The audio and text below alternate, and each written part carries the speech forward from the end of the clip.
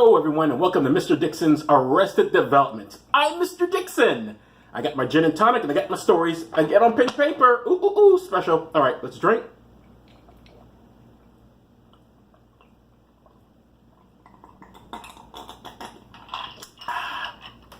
Put that over there. And let's begin. All right, I only got three stories. Three for today. There was more, but time was short. Anyway, let's get into this. This is our first story. This is from CNN. Have you heard of it? All right. Catholic bishop in India arrested after being accused of raping nun. Well, there's a little bit difference from the usual Catholic priests because they're usually raping kids. He decided, I'm gonna be a little different and just rape the nuns. All right? Hey, am I known man here? New Delhi. A Catholic bishop in India's southern state of Kerala was arrested Friday in the alleged, this is like last week, Friday in the alleged rape of a nun, according to a police official. Bishop Franco Malakal has been accused of raping a nun multiple times between 2014 and 2016. He belongs on the U.S. Supreme Court in a case that has drawn widespread attention in India, where it remains rare for members of the church to accuse senior clergy of wrongdoing publicly. It's pretty rare in this country, too. It was, anyway. Until it wasn't. Vijay Sakahar, Inspector General of Police of Kochi Range, I'm just going to butcher all the names here, Kerala, confirmed the arrest. CNN has reached out to Malakal's diocese for comment, but has not received a reply. Representatives from Malakal told CNN last week the bishop is innocent. Innocent, I tell you, innocent. Who ever heard of a Catholic priest raping? I mean, how could he not be innocent? Police had earlier said they were looking for more evidence before making an arrest. After our investigation, we have enough evidence that the bishop prima facie, that means on the face of it. I'm sure you don't say prima facie, it sounds like prima facies. Prima facie, whatever. You know what it is. Has committed the crime, Sucker said. And then Malakal, who has not been charged, will appear in a magistrate court Saturday. So this has already happened. The Joint Christian, I think I might get the dates wrong here. Anyway, the Joint Christian Council, an umbrella organization of independent church groups, accused the police of deliberately putting the investigation on a slow track under pressure from church leaders and state politicians.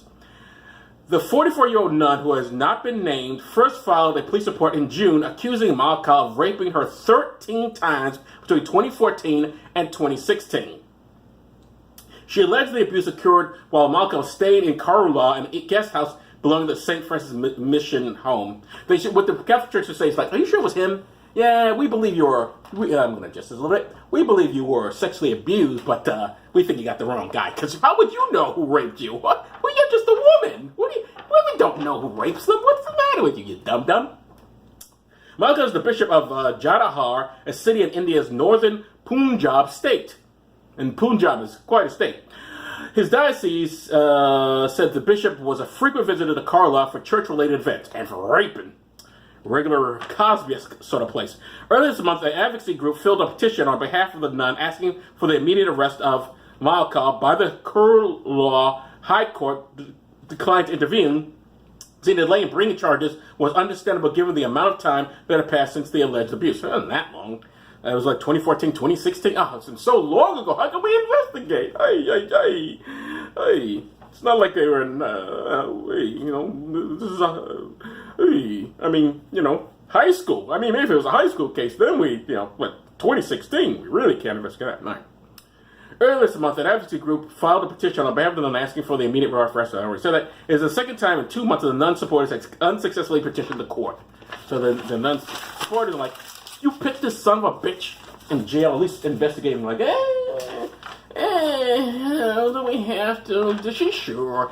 We believe she was raped, but how does she know who it was? Why would she know? What day?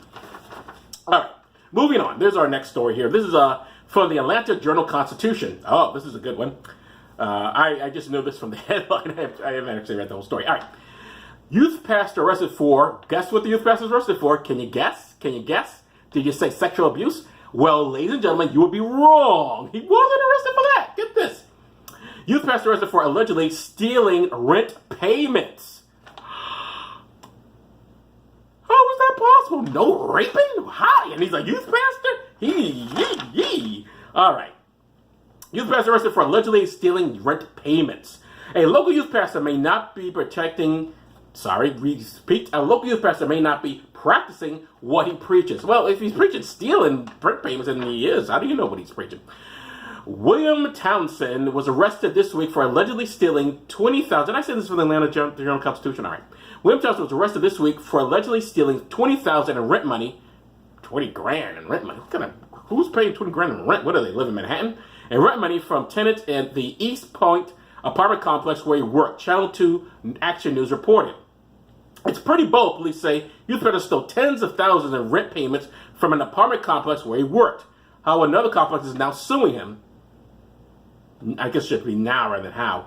Townsend worked as an office manager at the Greenwood and Marketplace Apartments, where police allege he stole money from tenants' accounts by altering money orders so the money went to him instead of the complex, according to the news station.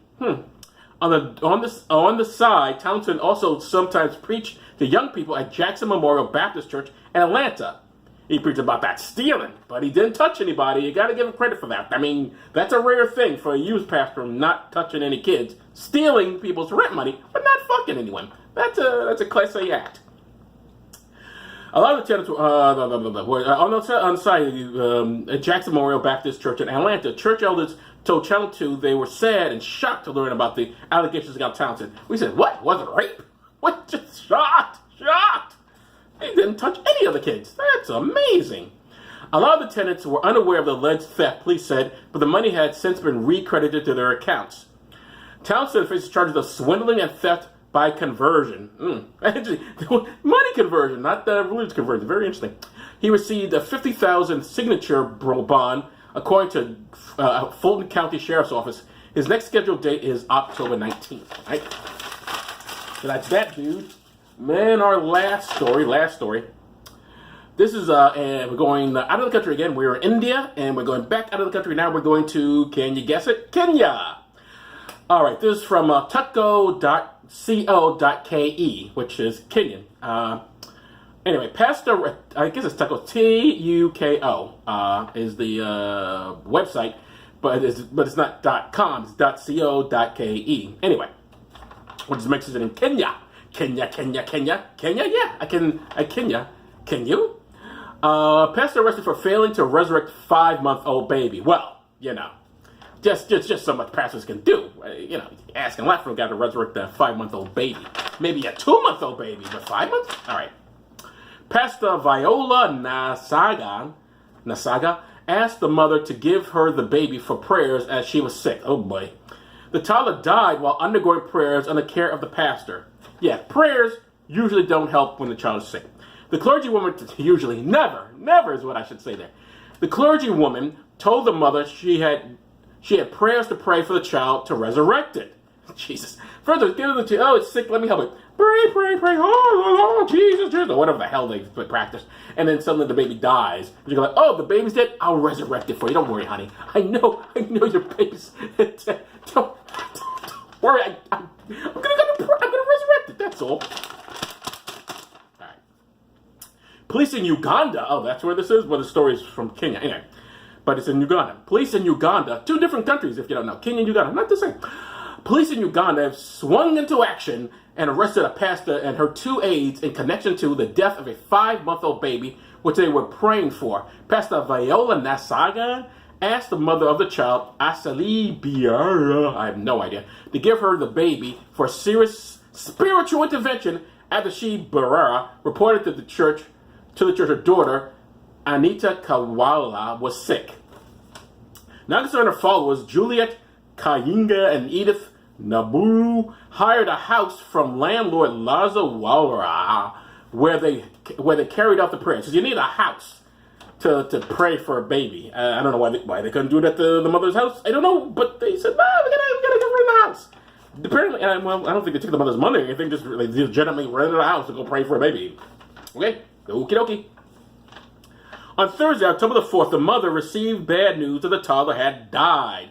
That happens when you just go around praying on the baby. They be sick, Take it to a hospital. Get it some medicine. Don't pray. The praying is no good. I don't know what that accent was I just did there. I don't know where that came from. See, Benedict's child had died, but the pastor assured her that she had the power to resurrect the baby. Neighbors alerted the police after they noticed an unusual odor from the house where the three were spending time in prayer. Apparently, they didn't notice the smell, but everyone was going like, "That smells like dead baby. Do you smell dead baby? I smell dead baby." And apparently, they're right, dead baby.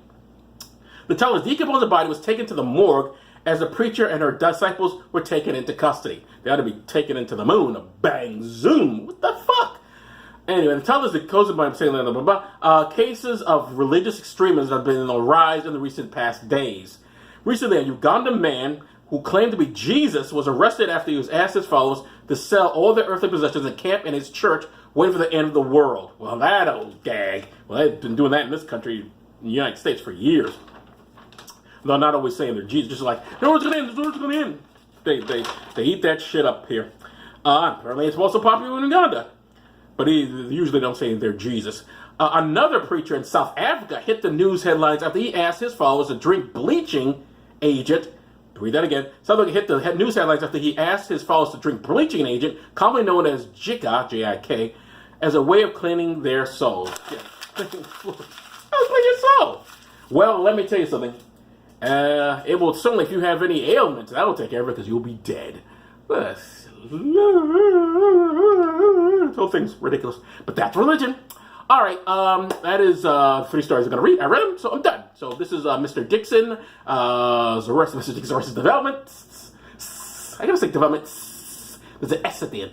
Religious development. Anyway, that is it for this time. Thank you very much, and I'll see you next time. Bye-bye.